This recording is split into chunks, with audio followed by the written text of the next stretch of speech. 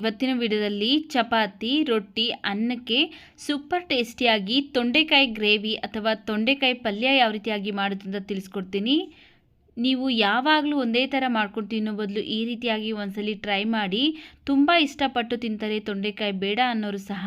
ನೋಡಿ, ಇಲ್ಲಿ ಫಸ್ಟು ಅರ್ಧ kg ತೊಂಡೆಕಾಯಿನ ಚೆನ್ನಾಗಿ ತೊಳೆದು ಆನಂತರ ಈ ರೀತಿ ಮೀಡಿಯಮ್ ಸೈಜ್ಗೆ ಸ್ಲೈಸಸ್ ಆಗಿ ಮಾಡ್ಕೊಂಡಿದ್ದೀನಿ. ತುಂಬ ದಪ್ಪನೂ ಇಲ್ಲ, ಹಾಗೆಯೇ ತುಂಬ ತೆಳುನೂ ಇಲ್ಲ. ಈಗ ಫಸ್ಟು ಒಂದು ಬಾಣಲಿ ಬಿಸಿಗಿಟ್ಟು ಅದಕ್ಕೆ ನಾನು 2 ಟೇಬಲ್ ಸ್ಪೂನ್ ಆಗೋಷ್ಟು ಎಣ್ಣೆನ ಸೇರಿಸಿ ಆನಂತರ ಈಗ ಕಟ್ ಮಾಡಿ ಇಟ್ಕೊಂಡಿರುವಂತಹ ತೊಂಡೆಕಾಯಿನ ಹಾಕ್ಕೊಳ್ತಾ ಇದ್ದೀನಿ. ನಾವು ಬೆಂಡೆಕಾಯಿನ ಯಾವ ರೀತಿಯಾಗಿ ಹುರ್ಕೊಳ್ತೀವಲ್ಲ ಆ ರೀತಿಯಾಗಿ ತೊಂಡೆಕಾಯಿನ ಹುರ್ಕೊಳ್ಬೇಕು. ಈ ರೀತಿ ಎಣ್ಣೆಯಲ್ಲಿ ಹುರಿದು ಮಾಡೋದ್ರಿಂದ ಈ ತೊಂಡೆಕಾಯಲ್ಲಿರುವಂತಹ ಸ್ವಲ್ಪ ಒಗರಿನ ಅಂಶ ಕಡಿಮೆ ಆಗುತ್ತೆ, ಹಾಗೆ ಟೇಸ್ಟು ಸಹ ತುಂಬ ಚೆನ್ನಾಗಿರುತ್ತೆ. ನಾವಿಲ್ಲಿ ಒಂದು 5 ರಿಂದ 6 ನಿಮಿಷ ಚೆನ್ನಾಗಿ ಕೈ ಬಿಡದೇ ಇರೋ ಥರ ಫ್ರೈ ಮಾಡ್ಕೊಳ್ಬೇಕು. ಲೈಟಾಗಿ ತೊಂಡೆಕಾಯಿ ಎಲ್ಲ ಕಲರ್ ಚೇಂಜ್ ಆಗಬೇಕು, ಆ ರೀತಿ ಫ್ರೈ ಮಾಡ್ಕೊಳ್ತಾ ಇದ್ದೀನಿ. ನೋಡಿ, ಇಲ್ಲಿ ಒಂದು 5 ರಿಂದ 6 ನಿಮಿಷ ಚೆನ್ನಾಗಿ ಫ್ರೈ ಮಾಡ್ಕೊಂಡಿದ್ದೀನಿ. ತೊಂಡೆಕಾಯಿ ಎಲ್ಲ ಲೈಟಾಗಿ ಕಲರ್ ಚೇಂಜ್ ಆಗಿದೆ. ಈಗ ತೆಗೆದುಬಿಟ್ಟು ಒಂದು ಪ್ಲೇಟ್ಗೆ ಹಾಕಿಟ್ಕೊಳ್ತೀನಿ. ಮತ್ತು ಅದೇ ಬಾಣಲಿ ಬಿಸಿಗಿಟ್ಟು 2 ಸ್ಪೂನ್ ಆಗೋಷ್ಟು ಎಣ್ಣೆ ಹಾಕ್ಕೊಳ್ತಾ ಇದ್ದೀನಿ. ಎಣ್ಣೆ ಚೆನ್ನಾಗಿ ಬಿಸಿ ಆದಮೇಲೆ ಸ್ವಲ್ಪ ಸಾಸಿವೆ, ಸ್ವಲ್ಪ ಜೀರಿಗೆ, ಒಂದು ಅರ್ಧ ಗಡ್ಡೆ ಬೆಳ್ಳುಳ್ಳಿನ ಈ ರೀತಿ ಸಿಪ್ಪೆ ತೆಗೆದು ಸಣ್ಣದಾಗಿ ಹೆಚ್ಚಿಬಿಟ್ಟು ಹಾಕ್ಕೊಳ್ತಾ ಇದ್ದೀನಿ. ಸ್ವಲ್ಪ ಹಸಿ ಕರಿಬೇವಿನ ಸೊಪ್ಪು ಇವಿಷ್ಟು ಹಾಕ್ಕೊಂಡು ಬೆಳ್ಳುಳ್ಳಿ ಎಲ್ಲ ಲೈಟಾಗಿ ಕಲರ್ ಚೇಂಜ್ ಆಗೋವರೆಗೂ ಫ್ರೈ ಮಾಡಿ ಈಗ ಇದಕ್ಕೆ ನಾನಿಲ್ಲಿ ಒಂದು ದೊಡ್ಡ ಸೈಜ್ ಈರುಳ್ಳಿನ ಸಣ್ಣದಾಗಿ ಹೆಚ್ಚಿಬಿಟ್ಟು ಹಾಕ್ಕೊಳ್ತಾ ಇದ್ದೀನಿ. ಈರುಳ್ಳಿ ಎಲ್ಲ ಈಗ ಎಣ್ಣೆಯಲ್ಲೇ ಲೈಟಾಗಿ ಕಲರ್ ಚೇಂಜ್ ಆಗೋವರೆಗೂ ಫ್ರೈ ಮಾಡ್ಕೊಳ್ಬೇಕು. ನೋಡಿ, ಈಗ ಈರುಳ್ಳಿ ಎಲ್ಲ ಚೆನ್ನಾಗಿ ಲೈಟಾಗಿ ಕಲರ್ ಚೇಂಜ್ ಆಗಿದೆ. ಈಗ ಇದಕ್ಕೆ ನಾನಿಲ್ಲಿ 2 ಟೊಮೆಟೊ ಹಣ್ಣನ್ನು ರುಬ್ಕೊಂಡು ಈ ರೀತಿ ಪ್ಯೂರಿ ಮಾಡಿಕೊಂಡು ಹಾಕ್ಕೊಳ್ತಾ ಇದ್ದೀನಿ. ಟೊಮೆಟೊ ಹಣ್ಣನ್ನು ಹಾಕ್ಕೊಂಡಾದಮೇಲೆ ನಾವಿಲ್ಲಿ ಒಂದು 2 ನಿಮಿಷ ಚೆನ್ನಾಗಿ ಫ್ರೈ ಮಾಡ್ಕೊಳ್ಬೇಕು. ಟೊಮೆಟೊ ಅಲ್ಲಿರುವಂತಹ ಹಸಿ ಸ್ಮೆಲ್ಲೆಲ್ಲ ಹೋಗಬೇಕು, ಹಾಗೆಯೇ ಲೈಟಾಗಿ ಕಲರು ಕೂಡ ಚೇಂಜ್ ಆಗಬೇಕು.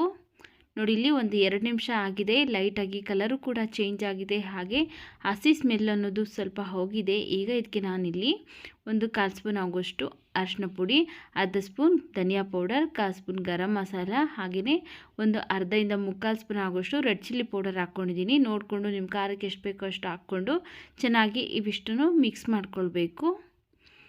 ನೋಡಿ, ಈಗ ಇದಕ್ಕೆ ನಾನು ಫಸ್ಟೇ ಹುರಿದು ಎತ್ತಿಟ್ಕೊಂಡಿದ್ರಲ್ಲ ತೊಂಡೆಕಾಯಿ, ಆ ತೊಂಡೆಕಾಯಿನ ಈಗ ಇದಕ್ಕೆ ಸೇರಿಸ್ಕೊಳ್ತಾ ಇದ್ದೀನಿ. ಹಾಕ್ಕೊಂಡು ಚೆನ್ನಾಗಿ ಮತ್ತೆ ಒಂದ್ಸರಿ ನಾವು ಇವಿಷ್ಟನ್ನು ಮಿಕ್ಸ್ ಮಾಡ್ಕೊಳ್ಬೇಕು. ತೊಂಡೆಕಾಯಿ ಅಂದರೆ ಯಾರಿಗೆಲ್ಲ ಇಷ್ಟ ಆಗೋದಿಲ್ವಲ್ಲ ಅಂಥವರಿಗೆ ಈ ರೆಸಿಪಿನ ಒಂದ್ಸಲಿ ಮಾಡಿ ಕೊಟ್ಟರೆ ಮತ್ತೆ ಮತ್ತೆ ಕೇಳಿ ಮಾಡಿಸ್ಕೊಂಡು ತಿಂತಾರೆ, ಅಷ್ಟು ರುಚಿಯಾಗಿರುತ್ತೆ ಸ್ನೇಹಿತರೆ.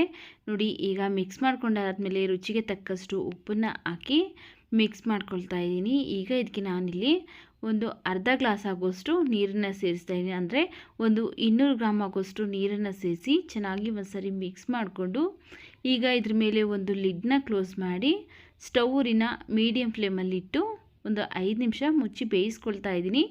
ತೊಂಡೆಕಾಯೆಲ್ಲ ಚೆನ್ನಾಗಿ ಸಾಫ್ಟಾಗಿ ಬೇಯಬೇಕು. ನೋಡಿ, ಈಗ ಒಂದು 5 ನಿಮಿಷ ಆಗಿದೆ, ಓಪನ್ ಮಾಡ್ತಾ ಇದ್ದೀನಿ. ತೊಂಡೆಕಾಯಿ ಎಲ್ಲ ಚೆನ್ನಾಗಿ ಬೆಂದಿದೆ. ಒಂದು 5 ನಿಮಿಷಗಳ ಕಾಲ ಬೇಯಿಸ್ಕೊಂಡ್ರೆ ಸಾಕಾಗುತ್ತೆ. ನೋಡಿ, ಇವಾಗ ಇದಕ್ಕೆ ನಾವು ಒಂದು 2 ಸ್ಪೂನ್ ಆಗೋಷ್ಟು ಕಡಲೆ ಹಿಟ್ಟನ್ನು ನೀರಲ್ಲಿ ಮಿಕ್ಸ್ ಮಾಡಿಬಿಟ್ಟು ಹಾಕ್ಕೊಳ್ತಾ ಇದ್ದೀನಿ. ಈ ರೀತಿ ಕಡಲೆ ಹಿಟ್ಟನ್ನು ನೀರಲ್ಲಿ ಮಿಕ್ಸ್ ಮಾಡಿ ಹಾಕ್ಕೊಳ್ಳೋದ್ರಿಂದ ಟೇಸ್ಟು ತುಂಬ ಚೆನ್ನಾಗಿರುತ್ತೆ.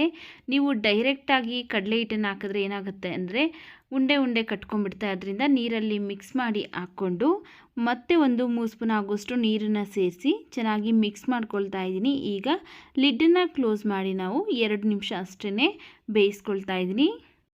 ನೋಡಿ, ಈಗ ರುಚಿಯಾದಂತಹ ತೊಂಡೆಕಾಯಿ ಗೊಜ್ಜು ಅಥವಾ ತೊಂಡೆಕಾಯಿ ಗ್ರೇವಿ ರೆಡಿಯಾಗಿದೆ.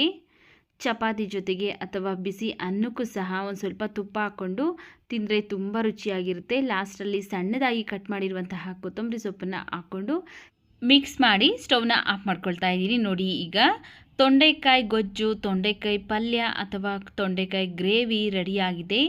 ಅನ್ನ, ಚಪಾತಿ, ರೊಟ್ಟಿಗೆ ಸೂಪರ್ ರುಚಿಯಾಗಿರುತ್ತೆ. ವಿಡಿಯೋ ಇಷ್ಟ ಆಗಿದ್ರೆ ವಿಡಿಯೋಗೆ ಲೈಕ್ ಮಾಡಿ, ವಿಡಿಯೋವನ್ನು ಶೇರ್ ಮಾಡಿ. ಮತ್ತಷ್ಟು ಈಸಿ ರೆಸಿಪೀಸ್ಗಾಗಿ ನಮ್ಮ ಚಾನಲ್ಗೆ ಸಬ್ಸ್ಕ್ರೈಬ್ ಮಾಡಿ.